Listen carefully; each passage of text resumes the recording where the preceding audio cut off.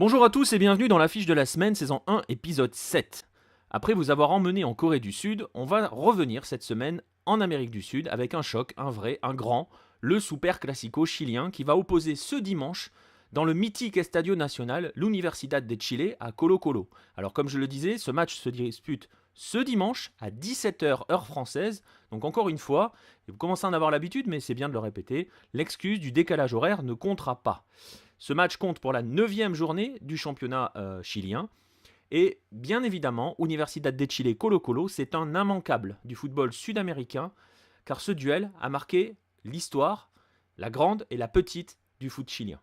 Vous le savez sans doute, surtout si vous êtes des habitués de lucarne opposée, 3 clubs se partagent le haut du pavé au Chili. Colo-Colo avec 32 titres, l'Universidad de Chile avec 18 et la Católica avec 12.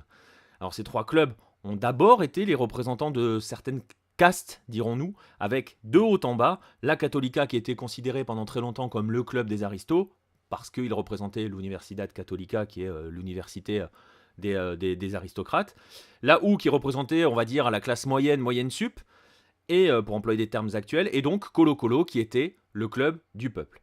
Alors vous le savez peut-être, mais le premier à arriver dans le paysage chilien, c'est Colo-Colo, qui est fondé en avril 1925 par un ancien joueur de Magallanes, un autre club chilien.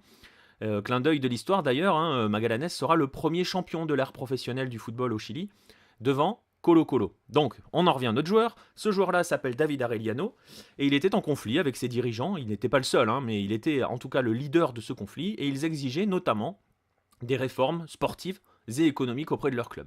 Ils ne les obtiendront pas, et donc ils vont décider de s'en aller et de créer leur propre club, le fameux Colo-Colo, qui va être baptisé ainsi en honneur du chef mapuche, du même nom, donc Colo-Colo, et dont le buste trône au Monumental, si vous vous y rendez un jour. Chef qui est un symbole d'héroïsme et de sagesse au pays, et qui a été notamment, dont l'histoire a notamment fait l'objet d'écritures et de poèmes au pays. Donc le premier arrivé c'est Colo-Colo, le deuxième c'est l'Universidad de Chile qui arrive 2 ans plus tard, fondée tout simplement par des étudiants de l'Universidad du même nom, l'Universidad du Chile. Et le dernier qui arrive c'est donc l'Universidad Católica qui elle arrive 10 ans après la U, même si les deux universités s'étaient déjà affrontées au cours de l'histoire, même bien avant, et même bien avant la formation de la U, elles s'affrontaient déjà lors de rencontres qu'on va dire amicales. Alors pourquoi est-ce que je vous parle de la Católica ? Tout simplement parce que si le premier affrontement entre les Albos, les Blancs de Colo-Colo, et les Azules, les Bleus de l'Universidad de Chile date de 1935, le premier vrai super classico du football au Chili concernait Colo-Colo et la Católica. Et il faut attendre les années 50 pour que ce classico, ce super classico, vienne désigner le duel entre Colo-Colo et la U. Alors je vous rassure, les duels entre Colo-Colo et la Católica sont toujours considérés comme des classicos, mais le grand, le géant, le super, celui qui a le super devant, c'est Universidad de Chile, Colo-Colo. Le point de départ véritable de cette rivalité reste le match pour le titre de 1959. C'est vraiment ce match qui va poser les bases du nouveau Super Classico. Les deux équipes terminent le championnat à égalité de points. Colo-Colo et la U vont donc devoir s'affronter déjà à l'Estadio Nacional pour une finale qui va déterminer de qui sera le champion tout simplement. Alors face à Misael Escuti, le gardien de Colo-Colo va se dresser une vraie grosse équipe composée notamment de joueurs comme Leonel Sanchez ou Carlos Campos que les amateurs de football chilien connaissent forcément. Parce que le souci pour Colo-Colo, c'est que son meilleur joueur de l'époque, Cuaco Ornazabal, qui était un petit peu considéré comme le Messi de l'époque, si on doit faire un anachronisme, et un parallèle un peu hasardeux, ce joueur-là, Cuaco, n'était pas là. Et donc on se trouve en présence d'une Universidad de Chile qui, elle, est en train de monter une vraie grosse équipe face à un Colo-Colo qui arrive avec un groupe quand même assez moyen. Et donc devant plus de 50 000 spectateurs, la U va s'imposer avec notamment un coup franc de 40 mètres de Leonel Sanchez et va décrocher le 2e titre de son histoire.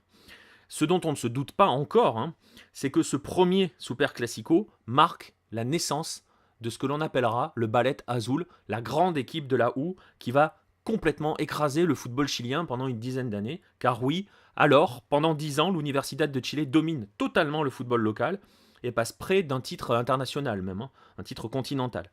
Elle va fournir l'essentiel en joueurs de la sélection chilienne qui termine 3e de son mondial de la Coupe du Monde 1962. Et pour vous donner une idée de la domination de la OU dans les années 60, elle remporte 6 titres nationaux et donc va vivre une véritable période dorée avant de sombrer dans les années 70 et notamment suite à l'arrivée de Pinochet au pouvoir. Car oui, en 1973, le Chili bascule dans la dictature et la OU va être l'un des clubs à en subir les conséquences parce que à l'époque, les premières réformes vont obliger la section football de l'université à prendre son indépendance par rapport à l'université, notamment parce qu'il était alors absolument rendu interdit que des salariés de l'université puissent être payés plus que le doyen. Et vous imaginez que les joueurs de foot pouvaient toucher un petit peu plus que le doyen.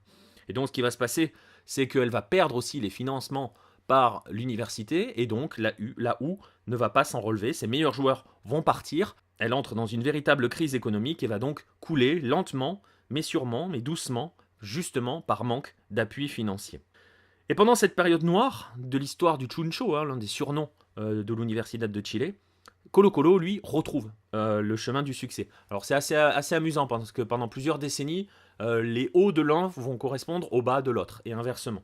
Et donc pendant cette période noire, Colo-Colo commence à gratter des titres, 3 titres dans les années 70, un triomphe à la fin des années 80 qui va même se conclure avec la Libertadores de 91, le premier trophée continental d'un club chilien. L'Albo va donc asseoir définitivement durant cette période son statut de géant du football chilien.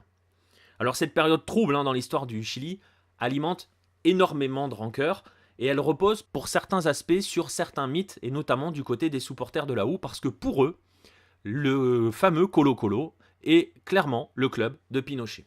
Et tout est parti de 2 grands événements. Le premier, c'est lorsque Patricio Vildósola, le président du club, propose au dictateur d'alors de devenir tout simplement président d'honneur de Colo-Colo. Le motif, c'était tout simplement que dans l'histoire, d'autres présidents avaient occupé ce poste. Alors c'est c'est assez cynique dans l'histoire parce qu'on va se rappeler tout de même que Colo-Colo était le symbole de la résistance avant l'arrivée de Pinochet et même pendant l'arrivée de Pinochet, notamment avec certains joueurs, dont Carlos Caselli, dont on a déjà parlé sur Hello et dont on reparlera. Alors je vous encourage évidemment à lire nos articles sur le sujet, mais aussi à vous procurer l'excellent livre de Luis Urrutia O'Neill sur ce sujet, Colo-Colo, el equipo que retrasó el golpe. Alors en fait, l'équipe qui a retardé le coup d'État. C'est un vrai bon bouquin. Et c'est disponible en ligne, au format numérique, donc il n'y a pas besoin d'aller au Chili pour vous le trouver. Bref, 4 ans plus tard, alors que l'Albo n'a cessé de vendre ses meilleurs joueurs pour construire et pour financer la construction de son Estadio Monumental, à quelques jours du plébiscite du référendum, Augusto Pinochet va essayer de se servir du club pour gagner ce référendum. Et on va avoir alors une annonce comme quoi il va débloquer 300 millions de pesos pour achever la construction du stade. Le mythe est ainsi né, partout dans le pays, Colo-Colo devient le club de Pinochet, son stade est clairement financé par la dictature. Et tout cela se base sur la une d'un journal, la Tercera, qui est un journal de droite, donc on va pas dire qu'il soutenait l'État, mais bon, vous voyez ce que je veux dire, qui affirme donc en une ce fameux financement du stade par Augusto Pinochet, alors que dans les faits, Colo-Colo avait déjà résolu ce problème, d'une part par une vente d'une collecte, et d'autre part, comme je le disais, par la vente de ses meilleurs joueurs. Et le dernier en date, c'était Diego Rubio, qui avait été vendu à Bologne pour 750 000 $. Donc c'était une fortune à l'époque, et ça avait justement permis de terminer la construction du stade. Et là où c'est amusant, ou pas, d'ailleurs, suivant le plan sur lequel on se place, c'est que cet argent de Pinochet n'arrivera évidemment jamais, et il devait servir à la construction, à la deuxième phase de construction du stade, qui était juste la construction d'un gymnase, d'une piscine et d'une structure d'entraînement. Donc absolument pas le stade en lui-même. Le stade était déjà là.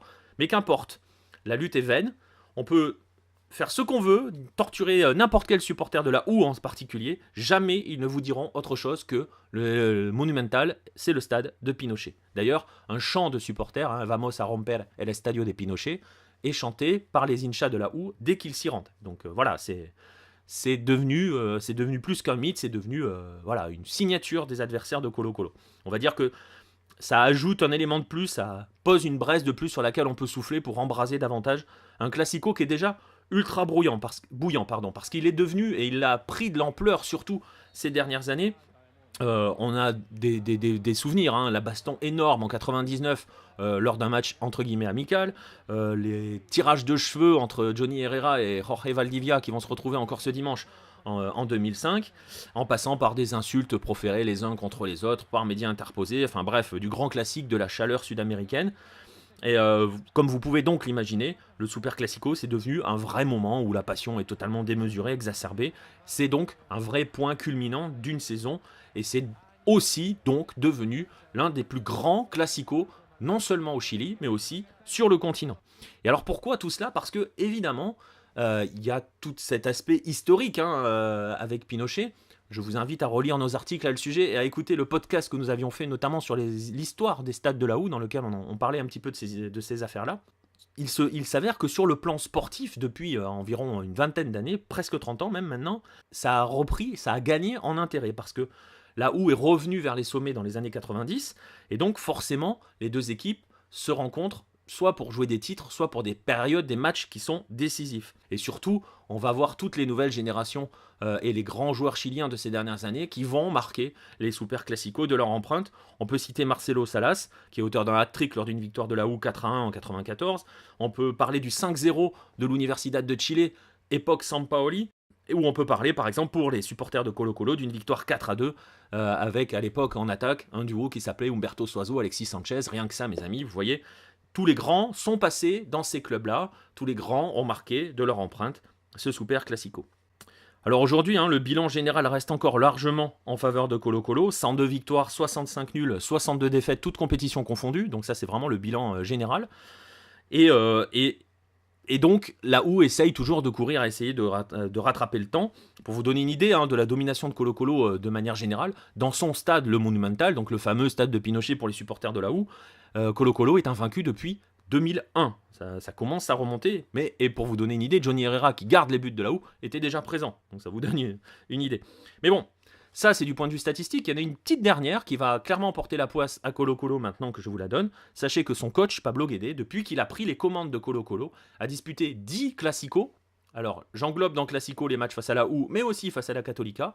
Et sur ces 10 classicos, il est à 8 victoires, 2 nuls. Colo-Colo, ces derniers temps, domine encore les débats face à la Houe. Alors, pour contrebalancer le tout, on va juste rappeler, si vous ne suivez pas encore le championnat chilien, c'est pas bien, mais ça va venir, et ça va venir grâce à ce Super Classico, que la Houe est sur 7 victoires consécutives en championnat, et elle est actuellement leader ex aequo avec la Católica. Voilà, on a fermé, on a bouclé la boucle, comme on dirait. Donc voilà, rendez-vous ce dimanche à 17h, donc franchement, il y a un moyen de faire l'effort, c'est pas insurmontable, 17h, dimanche 17h pour le Super Classico entre l'Universidad de Chile et Colo-Colo. Ce sera l'un des grands moments de ce début d'année, je vous le garantis. Et j'aurais aimé vous laisser avec les buts en VO comme on le fait traditionnellement, mais si je le fais, la version YouTube de cette émission sera bloquée, donc malheureusement ce sera sans le son cette fois-ci. Je vous rappellerai juste que ce dernier Classico a été remporté par Colo-Colo 4-1, c'était en août dernier, notamment avec un triplé du magnifique Esteban Paredes. Et donc, je vous laisse là-dessus, abrazo a todos, et à la prochaine.